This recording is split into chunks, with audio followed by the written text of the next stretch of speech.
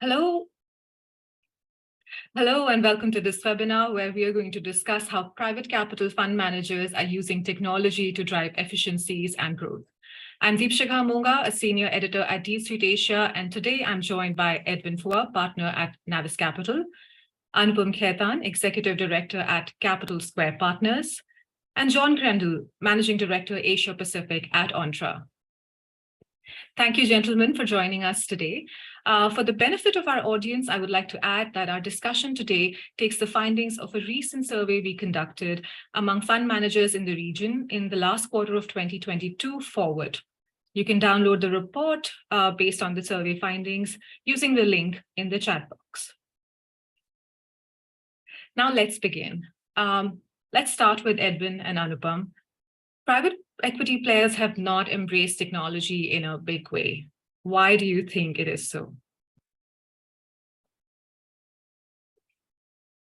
Well, Edwin, maybe perhaps, yeah. maybe I kind of go first. So good afternoon, everyone. Thanks for joining in. I think when you talk about adopting it in a big way, and you're talking about it at the fund management level, what I would say is PEs are experimenting with technology, and I think during COVID, that's probably been forced onto us.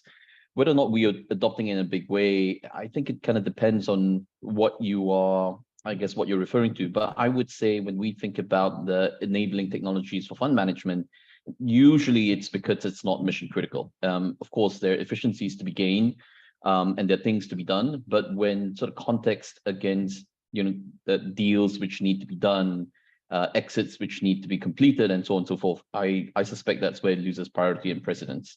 It's interesting because I think as a firm and as an industry, we could do a lot more. Yeah, I just want to thank you everyone for joining us. Anupam Khaitan here from Capital Square Partners. Thanks again to Margot, Deepshikha, Joji, of course, and all of the Dell and all of the Deal Street Asia team for organizing this. John for helping to sponsor the outcomes and the report and everything. Just to answer the question here is, I think there are two different types of investors. There are those who look at things from an opportunistic perspective, which is very much relationship oriented. They say to themselves that what happens is everything is based on kind of, first of all, is that personal rapport. But second of all, can they get into the weeds and do something very quickly and move mindfully, just as Edwin had highlighted. But I'd also say that there's a new upcoming breed of GP and fund manager, which is also leveraging technology. And my intention here is not necessarily to name names, but there are GPs also out there who are using technology in very innovative and advanced ways to really help with deal screening and perhaps be opportunistic in their own right. So I think there is probably a bifurcation happening in the industry right now. There are many ways that we can look at technology as enabling the investment process, both from a back end perspective as well as from a front end or front office perspective. So sorry if my answer is a little bit on both sides of this issue. Thank you for that. Edwin touched upon COVID-19, and I want to take that forward. How much of a change did that bring about in tech adoption?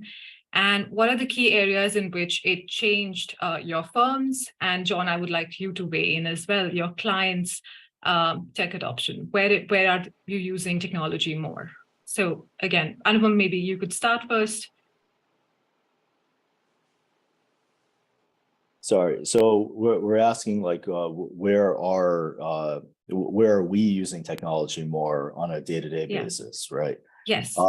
So I would say that generally speaking, most GPs are always looking for the right types of deals to do. That has to do again with opportunism. It's the right deal, right place, right time, with respect to a variety of factors, including funding and capital financing. We are Capital Square Partners is a leveraged buyout shop. So a lot of pieces have to come together for us to do a deal. With that said, though, of course, we are using technology, particularly when it comes to enabling interactions amongst people, sharing of information and communicating with one another. Sometimes it's actually just as simplistic as doing the old conference call instead of on a phone, doing it using some type of video chat. But the other way is just to get a chance to actually survey the landscape and meet a lot more people and be much more efficient with one's time. Particularly when we live in a fantastic place like Singapore, which is an island. Oftentimes we do need to travel abroad to, and that can be as simply as, traveling 30 minutes by plane to another location to find out target companies and meet potential investments.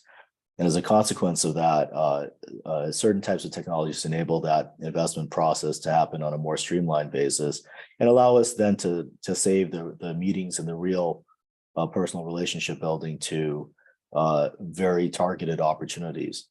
With that said, also on the back end processes, I think everybody's using technology, particularly from a governance standpoint. It's becoming almost a modus operandi and a de facto requirement for anybody running their business, whether it has to do with accounting software or legal documents and other aspects of the business. So I think there is a way for technology to help out both on the front end and back end. Edwin? Thanks. I think Anupam's right. I was just reflecting when he was talking about being more efficient with time. And I think that's certainly true. I think the big difference with COVID, at least that we have seen, is really a change in mindset. Whether that's within the firm and the back end processes that it talks about, or whether that's with the companies we're seeing. It used to be when we want to sort of originate deals, build relationships, it'd be considered rude if you don't sort of go and visit the person and shake his hand. And nowadays, if you say, well, would you mind if we do a first meeting by Zoom? Everybody thinks it's normal and it isn't rude. And I think that sort of mindset change allows for a lot more to happen a lot more efficiently. Of course, there are much more tools which are now available. So even if we talk about the teams internally and how we're working, the sort of teaming products which are there, I think all those have been adopted in much bigger ways, which now enable, this efficiency to kind of take place. The other aspect I'd say that's come up quite a bit now is really thinking about digital disruption and cybersecurity. So those during COVID, I think those were the two very big parts where we felt, a lot of our companies were not so ready with. And today they're very much sort of ready with it. Even when we're looking at new investments and talking about new issues or sort of new ways to kind of add value to them, I think these two topics come up right on top. How can you help me navigate, the digital roadmap going forward? I really don't know about cybersecurity. I hear so much in the news about it, and I just don't know whether I'm ready to cope. And we can really sort of help them through that journey. And again, it's just the mindset change. People have sort of, their minds are much more aware and much more attuned to these sort of things now. And it's much easier to have a conversation to bring about change. Sure. John, has your experience been similar with your clients? Yeah, absolutely. And before I dive into that, first of all, I wanted to say thank you to Edwin and to Anupam for joining, and to the Deal Street Asia team for hosting this. Really excited to be speaking with everyone. Just to set the stage, for anyone who doesn't know Entra, we're a legal and compliance technology company, and we specialize really in the asset management industry. So we work with over 600 asset management firms around the world. So when speaking with those sorts of clients, I think the real key to remember is technology adoption is not a monolith, and it really reflects the current pain points that people are feeling. So when you're talking about COVID, that was an obvious and immediate shift from the traditional way that people ran processes, people ran deals, to having to do everything remotely. So simple, in a sense, simple technologies like video conferencing, Zoom, obviously became very hot overnight.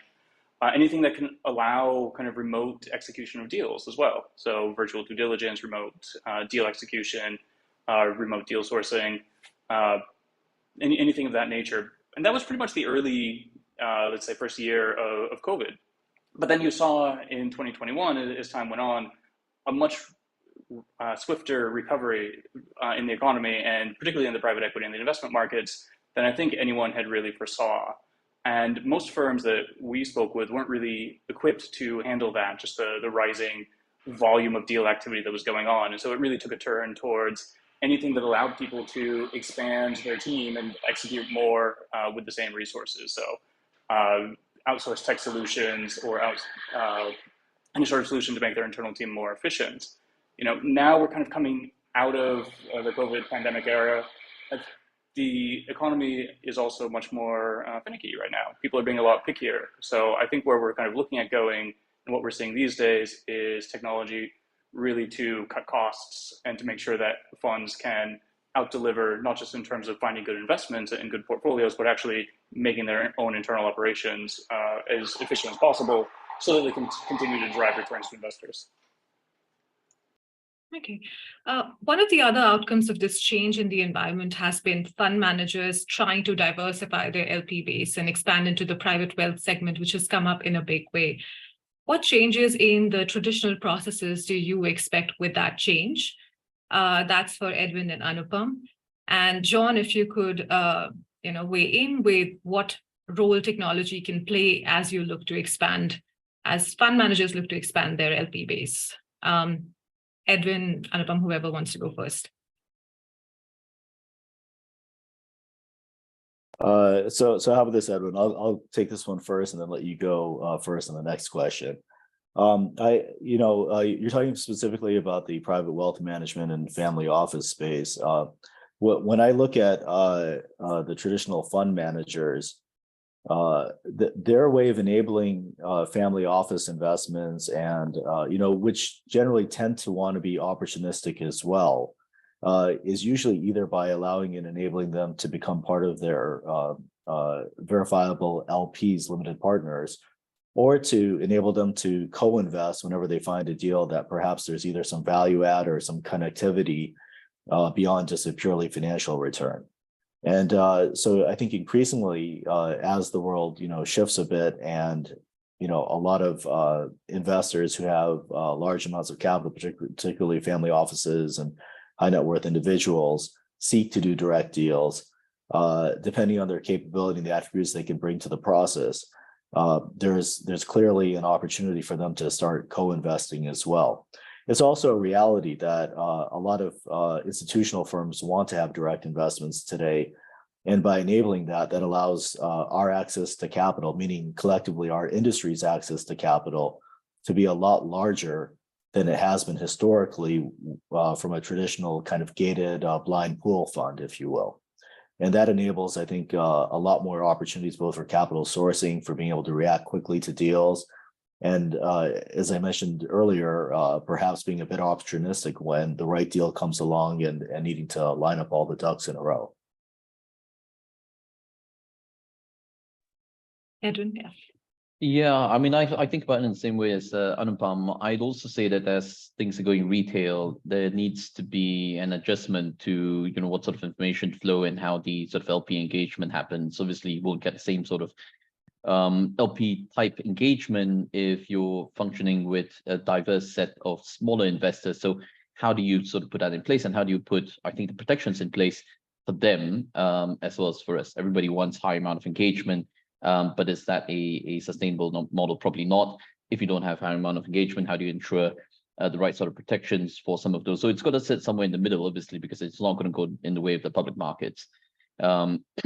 It's very interesting, I think, what Anupam was talking about, directs and family offices, for example, or retail investors wanting to participate. And I wonder how much of that will come in, because I think increasingly you could also see more localized investors trying to play into that. But unless you find a model, and we've seen some people trying to come up with different models of it, but unless you find a model that can kind of cross that bridge where you get people into private markets, but yet give them, a certain amount of, I guess, diligence, governance, a framework that gets put in place on that company that's being invested, I think it's going to be hard to do in a sort of big, sustainable way. And it's possibly private equity and institutional capital which will find a way to kind of do that. So it's interesting, but you're right. I mean, I think you paraphrased that there needs to be a change, and I agree. What exactly that change needs to be, I'm still trying to discover it myself, I'd say. Yeah, and on our side, what we see, and maybe speaking more to a general kind of expansion of our clients and their businesses, not necessarily within the private wealth segment specifically, but just as they internationalize their businesses, as they tap sort of more diverse LP bases, more diverse sources of funding, what you end up seeing is, you have more types of investors coming in, you have those investors sitting in more places in the world. That creates just ultimately a much bigger regulatory hurdle for asset managers, ultimately, at the end of the day. These investors, what we're seeing as well is largely they're becoming more sophisticated than they used to be, and they're asking for more than they used to ask for. So I think if you look 10, 15 years ago, an investor might come into a fund and only a couple investors, and the particularly large notable investors, largely your sovereign wealth funds, might have asked for special returns and a side letter. These days, you can easily raise a fund where half or three quarters, or even all of the investors are asking for side letters. And it's not just that more people are asking for these things, they're asking for more in-depth and more complicated versions. So the same paperwork that might have been 5 pages 10 years ago is 60 pages, 70 pages, 80 pages these days. And you put it all together, it's just a massive headache of paperwork, really, at the end of the day. So from our perspective, how we try to work with clients is really putting in place processes and tech systems to enable them to scale up the teams and make them more efficient to deal with those kind of growing pain points. If you look really over the industry, over the last 5 or 6 years, AUM in the private asset management space has grown annually by around 20%, so to reach just over 11 trillion at the end of last year. But the paperwork has grown significantly faster than that, unfortunately. The number of deals that people are looking at as well. So you just have to be more operationally efficient and effective than you ever have been in order to even deliver the same level of returns that you were in the past. And that's ignoring all of the market trends and macro environment. That current pain is layered on top of all that backdrop. So it's becoming an increasing pain point for our customer base. Okay, question for Edwin and Anupam. Fund managers are sitting on record dry powder, and while they may slow down their pace because of the current environment, they're not going to sit idle. What does deal sourcing look like in this environment? And Edwin, you have to go first this time. That's right. Okay. No, I have to go first. I do. I think as was covered in the survey, deal sourcing continues to remain top of mind. I think it's no secret to any fund manager that there is record amounts of dry powder, and that's sort of an environment which is declining in some ways. And of course, so people are also sort of cautious. I'd say when you talk about challenges and opportunities, I think it's changing, but I don't think it's really new. To me, the three sort of potential levers where you can get ahead in terms of deal sourcing is really better data, better insights, better relationship than your peers, right? And two of the key sort of levers in my mind in that is data and insight, and that's something that technology can help you with. Relationship, I guess, depending on how you define it, but I think relationship is still a very important aspect. I'd say probably technology plays a bit of a lesser part. It helps you to continue to keep the relationship going, but to really build an intimate relationship, probably technology plays less of a role. But if you're able to get data, if you're able to find data which is unstructured, and you can therefore find insights, or you can filter faster through whether it's listed companies or a list of information that you want to get to or you can get to, then I think it can help you to find deals much faster, or it can help you find the hidden gem. So that's where I think the opportunity in terms of deal sourcing comes with tech.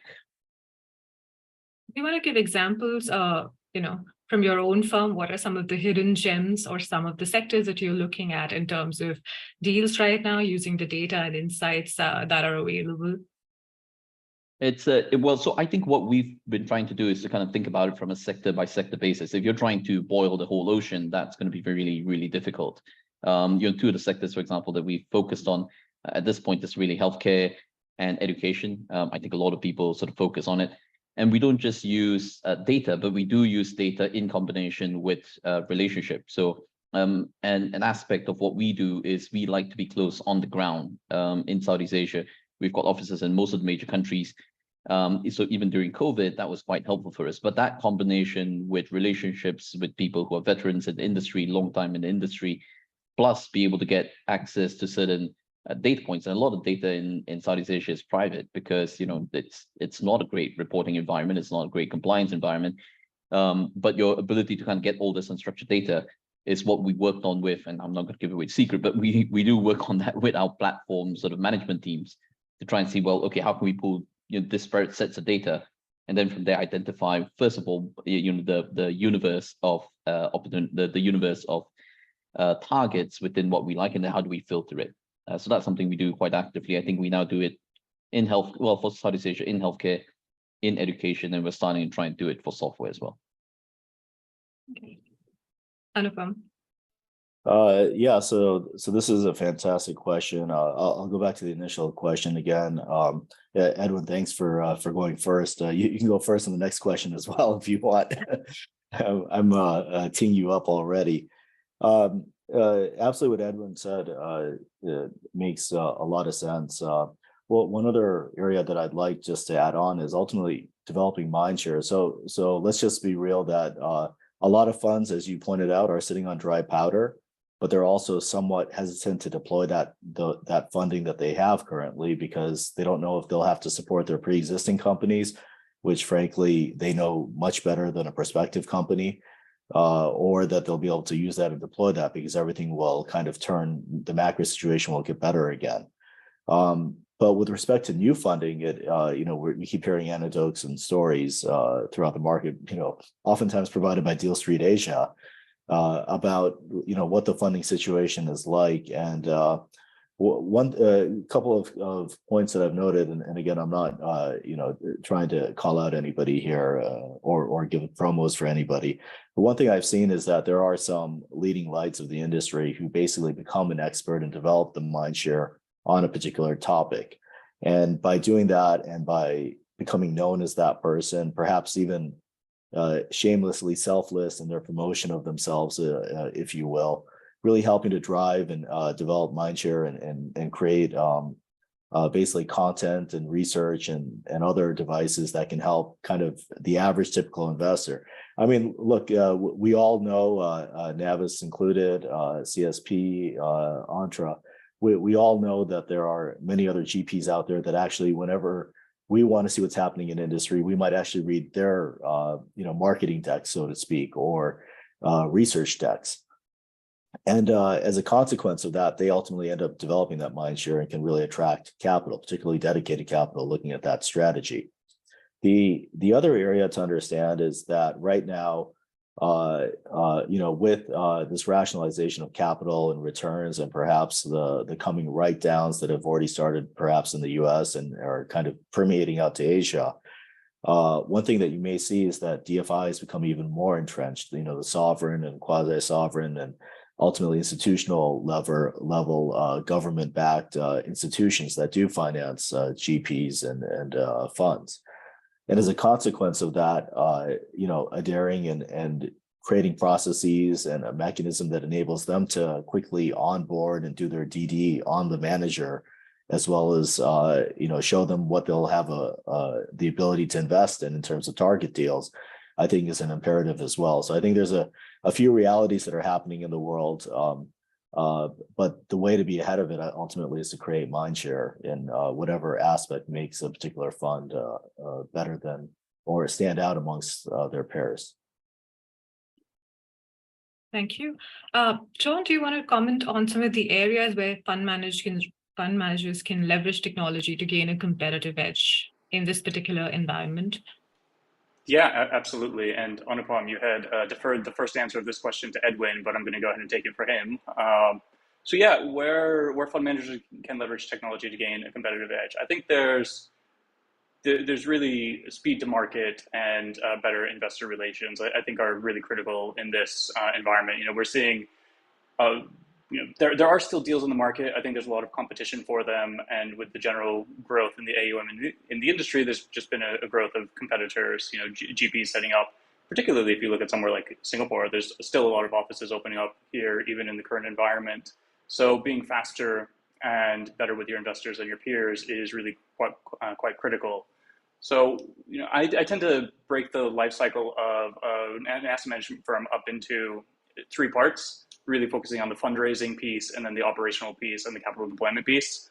So on the fundraising side, really just anything you can do to reach more investors, more potential LPs, and then anything you can do to give them a better onboarding experience and to get them signed up and deploying money into the funds faster is really the key here. So we do things like digitizing the subscription books as investors are subscribing into funds, and creating LP profiles so that if they're re-upping into the next fund, you don't have to send them 150 pages of documents. You can pre-populate everything and send it straight to them, ready to sign or closely ready to sign.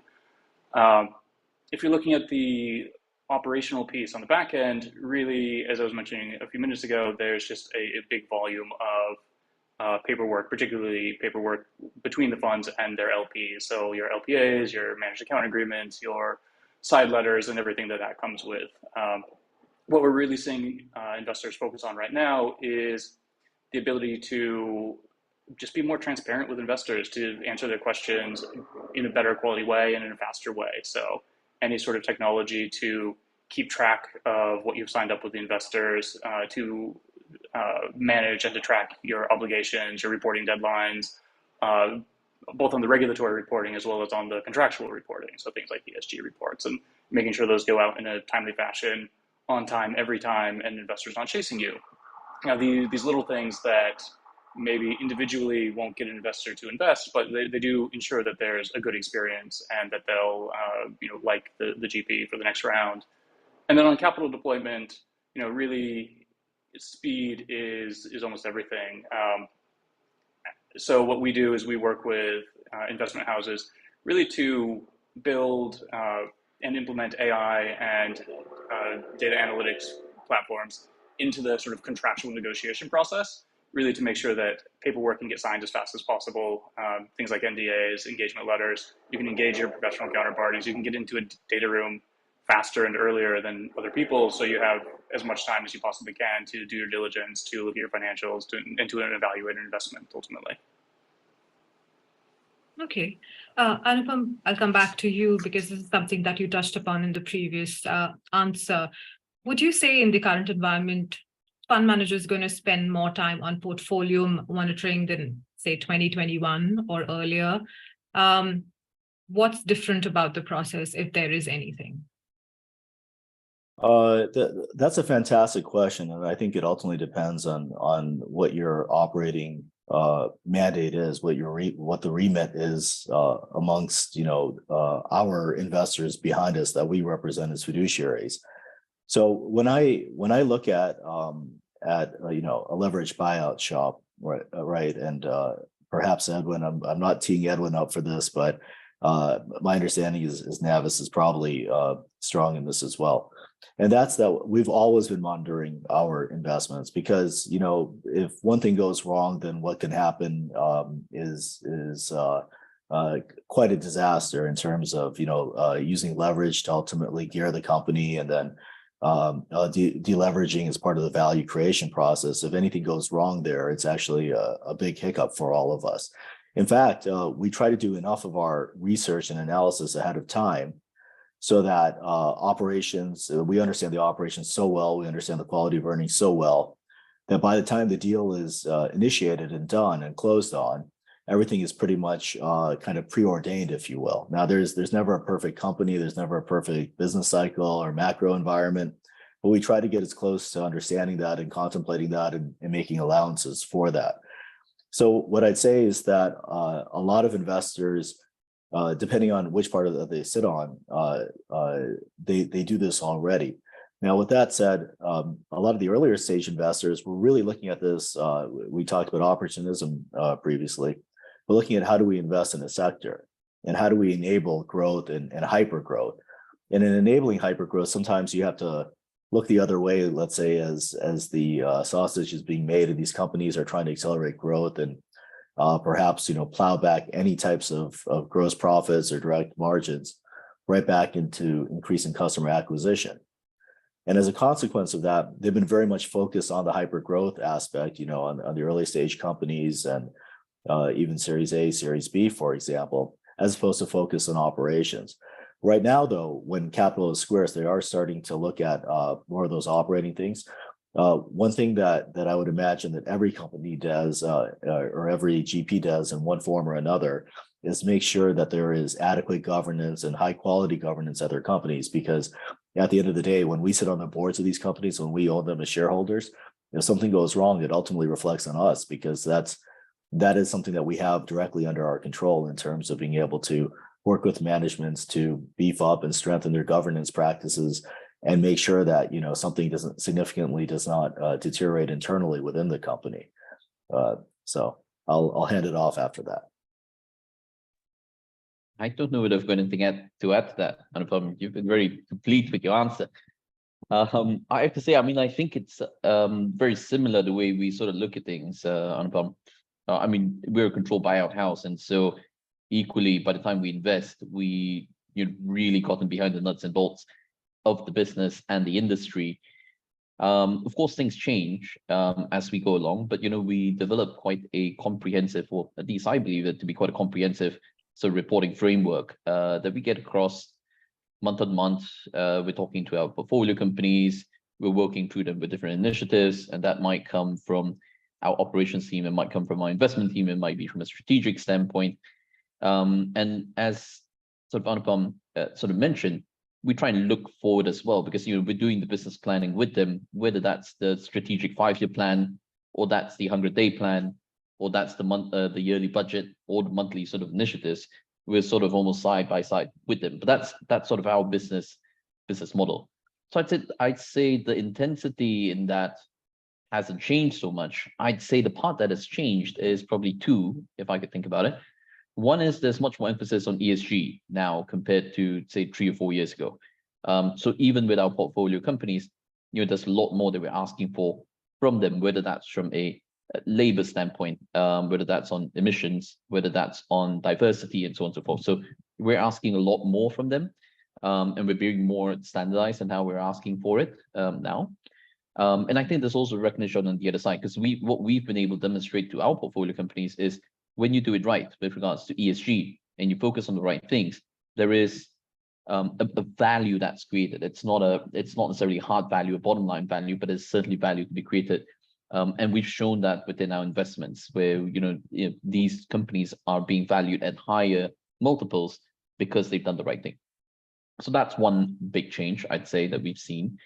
The other big change I'd say from a monitoring side is I think the requests and the complexity of requests and depth of requests that's come from our LPs have also changed. I think that's also stepped up.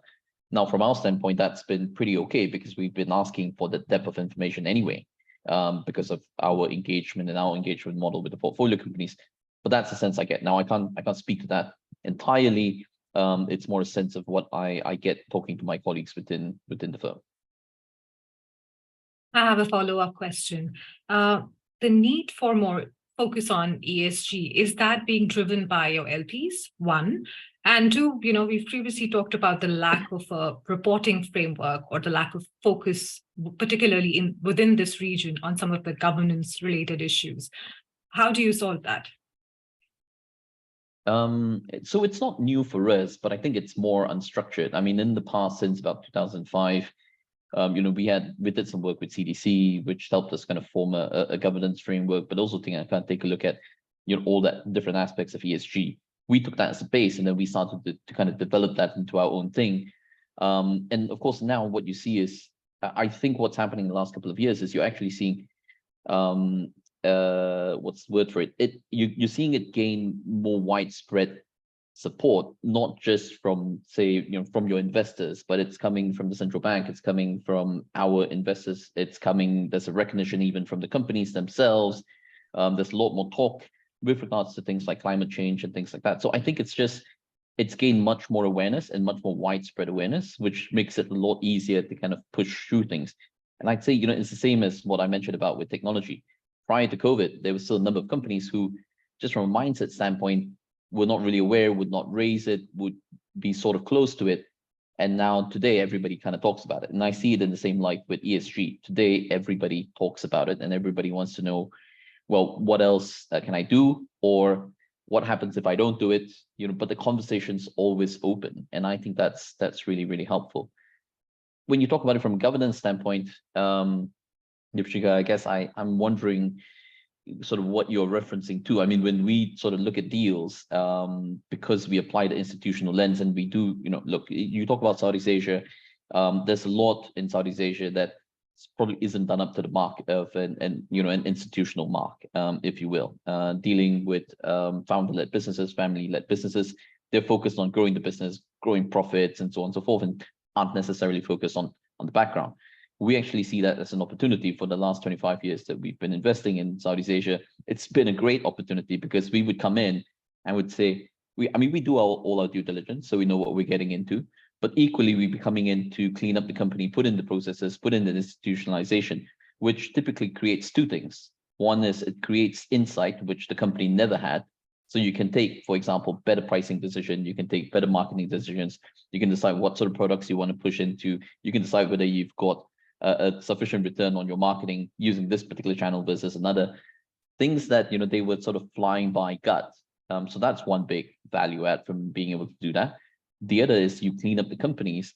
And so, when it comes time for a sale, it's much more attractive to a multinational company, a strategic who wants to buy it, who doesn't want to go through all that pain of cleaning all this stuff up. But we do it day in, day out as part of institutionalization, as part of transition, as part of adding value and insights into our companies. But I'm not sure whether that was what you were referring to. No, that answers my question. Thank you. Okay. Shifting gears a bit, Anupam, I'll have to ask you to start on that one, giving Edwin some time to breathe. Most seasoned GPs have admitted to looking at longer fundraising timelines for the vehicles that are currently in the market. What are some of the ways in which managers can really tackle this challenge? Well, as we discussed beforehand, when it comes to the fundraising cycles, and John, I'd be very interested to hear your thoughts on this too, just because you have the technology that helps and perhaps the data to back this up as well. But anecdotally, what we're seeing here is that having processes ready to go, which are institutionalized, as Edwin said, that creates an entire amount of value add and competitive capability with respect to whoever's out there in the marketplace, and us as GPs and fund managers, us being able to demonstrate that to our LPs and the investors behind us ultimately means that they can make a faster decision, understand more about us. They have all the data they need, that they're not constantly waiting for something, as opposed to being able to be proactive in their decision-making process. And look, right now timelines are extended, so whatever all of us can collectively do to assist with that, ultimately, I think drives value. The second area, kind of just goes back again to developing mind share in a particular topic or mandate. At Capital Square Partners, we are a dedicated technology buyout shop, the largest that we are aware of in all of Asia, actually. And I do have to say all the words ahead of before I say large, but technology leverage buyouts with respect to our strategy. So we have always attempted to develop and create mind share in this area. It's something which we feel like needs to exist in the industry. It allows actually earlier stage investors also to have some confidence that when they exit their companies, that these companies have other investors who are looking at them and looking at how do they drive value from more mature companies or growth stage companies as well. So there's a lot of benefits to having that and having a niche in the marketplace that one can use to ultimately kind of help create the ecosystem, drive it, and make it bigger and better. And I'd arguably say, again, I'm not giving promos or anything here, but Navis has been a fundamental investor doing that for, Edwin, what is it, like 30 years now in Southeast Asia, in terms of developing, a dedicated, bona fide private equity apparatus and structure, very institutionalized. And that's why I think as all of us institutionalize, as we become more corporatized and our processes become more robust and easier for our investors behind us to understand and comprehend, I think that helps to mitigate some of the challenges, because I can't imagine that fundraising cycles here are shorter at all than the US. In fact, they're probably longer regardless of whether we're in a good environment or bad environment. Bad environment might be just kind of there's no private capital to raise whatsoever from the institutional side. There might be public, DFI related capital, but not private capital from that perspective in Asia. So that's also one thing to keep in mind. Yeah, and just jumping in there, Anupam. Yeah, I think fundamentally what we're seeing right now is just a hesitancy on everybody's part to deploy funds and to commit funds for anything that's less than kind of a home run or a sure bet, which doesn't come along every day. And that goes for LPs when they're deploying into GPs. Maybe I'm not being creative enough, but I don't think there's really any technology that's going to fundamentally solve that hesitancy. It's a function of the macro economy and uncertainty with where things are going. But what that does mean is, from the GP perspective, you really have to be ensuring that you're investable by as wide of a portion of the market as you really can be. So there's an increasing focus these days at the LP level when they're deploying capital on conducting due diligence on GPs. And they've always done due diligence on GPs, but I think really digging into a lot of areas that maybe were less in focus in the past. So things like internal compliance and control systems that GPs implement. That can be on the financial side, that can be on legal and compliance, that can be on ESG reporting, but it really goes across all areas of the business. The large LPs, a lot of them also work with external consulting firms who kind of do this diligence on underlying fund managers for them, and who will ultimately go give the LP a score and say, this GP has this score, and anything you can do to kind of up that score. And it sounds somewhat gamified, but it's really, I think, substantive. Like, do they have the processes in place to be efficient operationally, to be in compliance with the regulations, with the contracts, and of course to deliver returns as well. So I think really just expanding your universe of LPs that you're accessible to.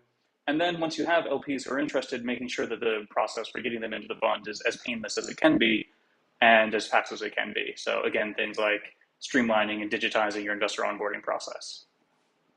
Yeah. Edwin, you want to add to what Anupam said earlier? I feel I shouldn't. Okay, John briefly touched upon the compliance part of it. What are some of the regulatory compliance related challenges that we're seeing coming to the fore more than previously? And maybe Edwin, you could start with this one. Wow, this is a great one. I don't know where to start. I mean, just a number of boxes we have to tick nowadays. But I might perhaps comment more on the portfolio side, because there's really another team that sort of handles it sort of from an LP side, and I know it all sort of dives in together. I think really if I kind of think about from an investment and a portfolio side, certainly there's a lot more things that we look at now. I'd say the ones that have ramped up probably particularly more from a regulatory compliance standpoint would be three areas that we've seen. One is in terms of taxation. It is getting more complicated. The world's getting more connected, even within the tax authorities. The rules are getting more complicated.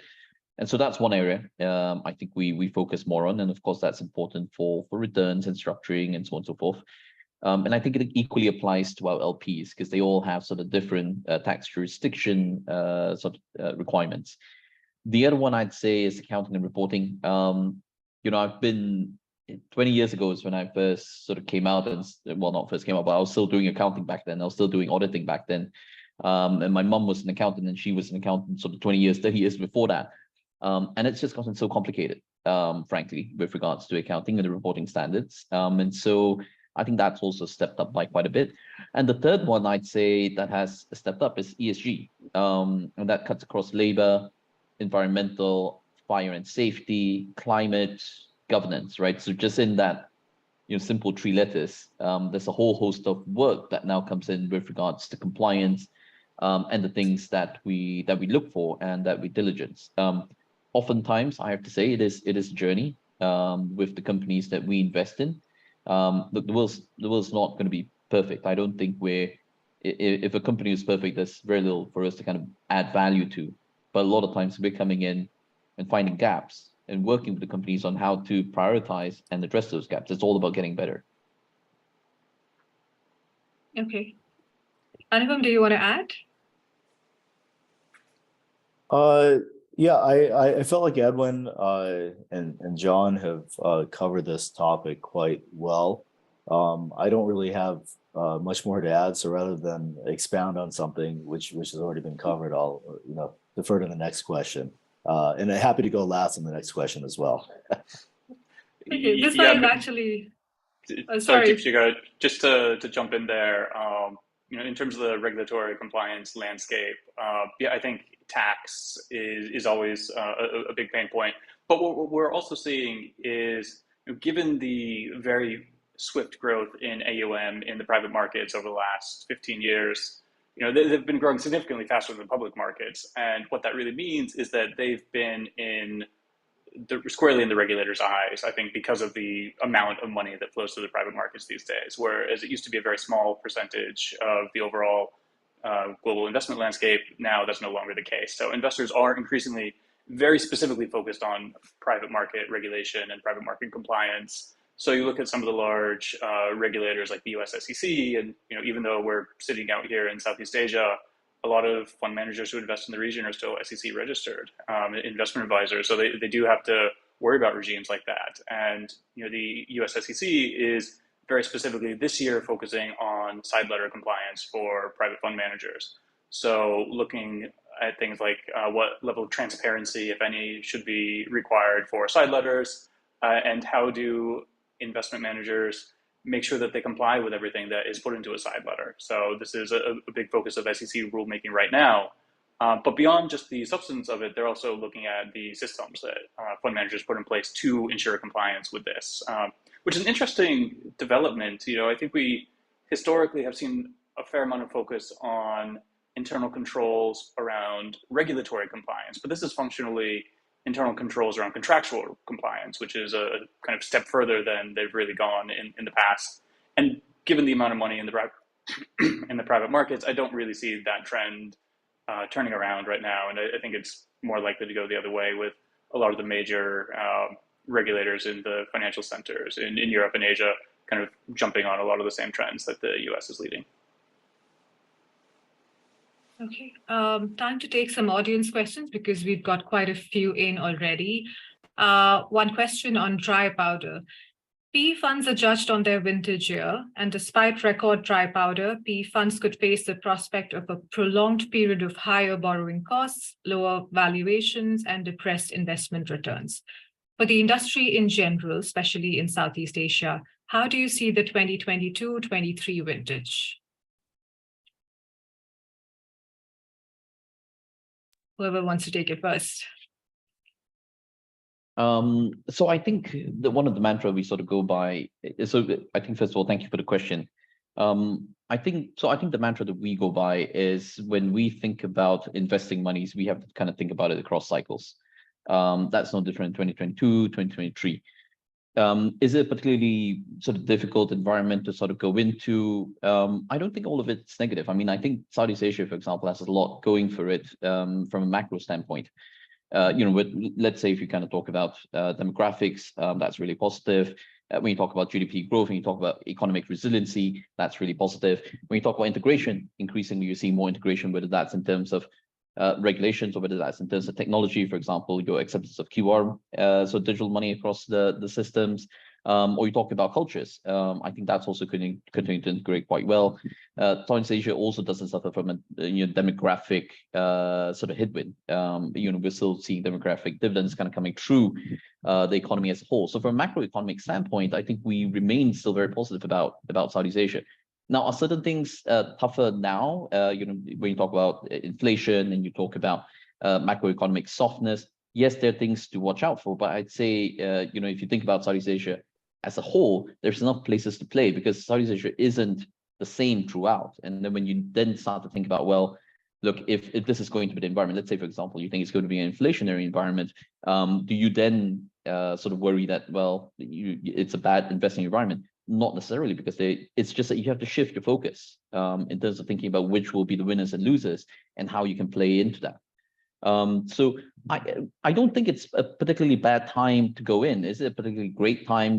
It's just after, I don't know, some sort of disruption in the market that you can then pick up a lot of sort of good value buys. I don't see that it's that as well. I don't see that the market is starved of capital, that everybody will come running and there'll be superb deals to be made. Superb deals lying everywhere.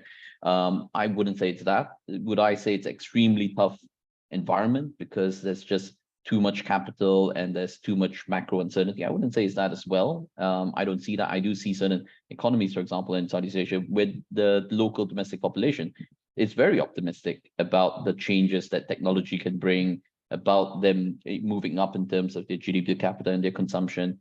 So we still see a lot of opportunities. So I'd say for me, 2022, 2023, it's not going to be too different to what I'd say would be a sort of average cycle, mid-cycle sort of returns. I don't know what you think, Anupam. Yeah.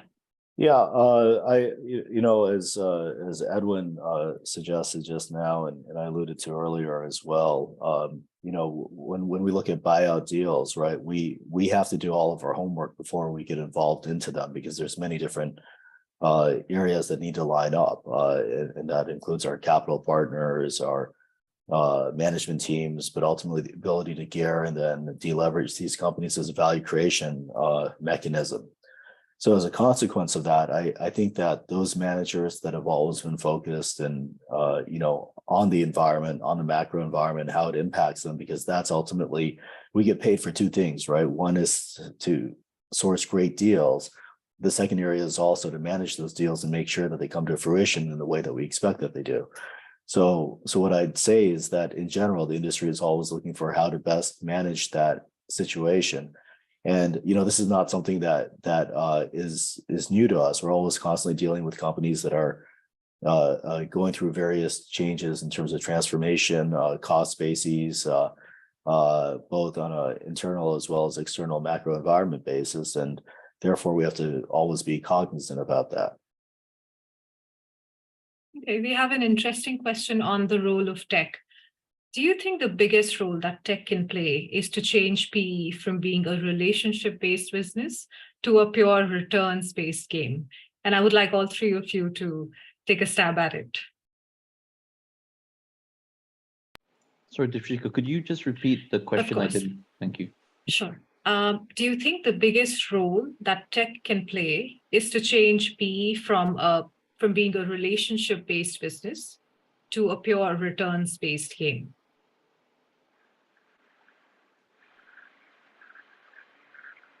I'm wondering sort of from what angle that question is being sort of asked. I think and sorry, I'm taking a little bit of a stab here. If I think about it from deals perspective, and I think about it from a value creation perspective, I actually think tech is an enabler, but it's not going to make it just a numbers game, so to speak. I think so much of a good business and a good return in a business and an outperformance in a business is to do with the people. Especially in this part of the world. And I'm not talking about relationships. I'm just talking about the differential between great talent and so-so talent. And I'm talking about the differential between a great organization and great culture and a great leadership compared to a so-so organization, right? And I think that makes a huge difference. Tech ultimately is still an enabler for that, in my view. Now, if the question was asked differently, and it's not about, well, how do you get value creation, but it's about selecting fund managers, I feel I'm not well positioned to answer that question. So I'd like to believe it's also about the people. I would like to believe so. I believe a lot of it's about numbers and about returns anyway. But, making decisions around which GP to invest in, I don't think it's entirely just science. There is a good amount of art to that as well. And just to jump in here, if the intent, as Edwin said, it's ultimately depends on the intent of the question. But when I look at this question, right, I look at it from a lens of how do we get kind of market-based returns for the risk that we're undertaking. And look, one of the simplest ways to do that is to have a fund-to-fund strategy, right? Just to invest all across the private equity landscape to basically disintermediate the human capital element of this, because at the end of the day, we're all human capital businesses anyways, in terms of, we hire people, our DNA is all based on people and our value add and relationships and our ability to analyze and source and ultimately execute and finally return capital back to the investors. So that human capital is inherently part of private equity. These are private companies, not publicly listed companies. The information is not available. That's ultimately what we exist for. But a way to get great macro returns, meaning, exogenous and which are irrespective of the manager ultimately behind it, is to use a fund-to-fund strategy. There are quite a few firms that do specialize basically in creating the market and giving exposure to a certain type of deal or a certain asset class, or I guess a strategy within, let's say, the overall private equity sphere as well. And I think from that perspective, that's already achievable. Perhaps it does require some costs because there is certain prohibitions against just the retail investor doing so right now. But that doesn't mean that it doesn't exist either, and that's not possible. Yeah, and then from our side over here at Entra, I do wholly agree with Edwin and Anupam. Ultimately, what we think of tech is doing, and this touches on, I think, a lot of the conversations that have been taking place over the last couple of months with really the acceleration of AI adoption across all sorts of industries these days. But to us, what we're really looking at and what we think is certainly the short to medium term answer is technology that empowers humans, not technology that replaces humans for the most part. Ultimately, the fund business, the investment management business is judgment based. You're looking for how you can get the best risk adjusted returns. It's not purely data based. Data can play a big part in that. It can allow people to make a decision faster or in a smarter way. And that's what we really try to use technology to do, to empower the humans that are already there in a process to help them make better decisions, help them make faster decisions. So it's a model that we call human in the loop. And we try to use technology to collect data, to organize data in a sensible way, to make sure the right people get that data, can act on that data in real time or as close to real time as possible, to ensure that there's data integrity so that what they're looking at is correct.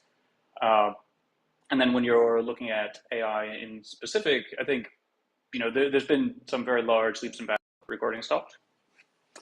So there's been some very large leaps and bounds made over, certainly over the last couple months, in terms of things like ChatGPT and OpenAI. But really, if you look at the asset management industry, and I would extend that to the legal industry as well, ultimately, I think that these still, while really useful, do have some big problems that prevent them from, at this point in time, just replacing the people element wholesale. In particular, the nature of these AI platforms to just create and give false answers. So the phenomena of hallucinations within them, and then also the idea that a lot of these platforms are non-deterministic, i.e., you ask the same question multiple times, you'll get a different answer each time. That's probably great for creative endeavors, like if you want a tech platform to generate an interesting picture or write a poem. It's really, really bad for more technical fields, something like legal services, where you don't want the same legal question to be getting 10 different answers when you ask it 10 times. So overall, I would say no, I don't think we're close to replacing the human element. I don't think we should replace the human element right now. But tech can absolutely be used in a smart way to empower the human element. Okay. That's all the time we have today. Thank you so much for joining and sharing your perspectives. Thank you to the audience for sticking around and listening to this interesting conversation. Before we go, I would just like to share our offer for the Asia PVC Summit 2023, which is going to be held 5th to 6th September in Singapore. If we can bring that slide up. Yes, there you go. We have a early bird promo going on until and through 30th June. Use a QR code to scan and get that discount. We can keep that on the screen for a minute or so, but thank you so much, gentlemen. This was a wonderful discussion, and I hope the audience enjoyed it as much as I did. Thank you. Thank you very much. Everyone. Thank you, everyone. Take care.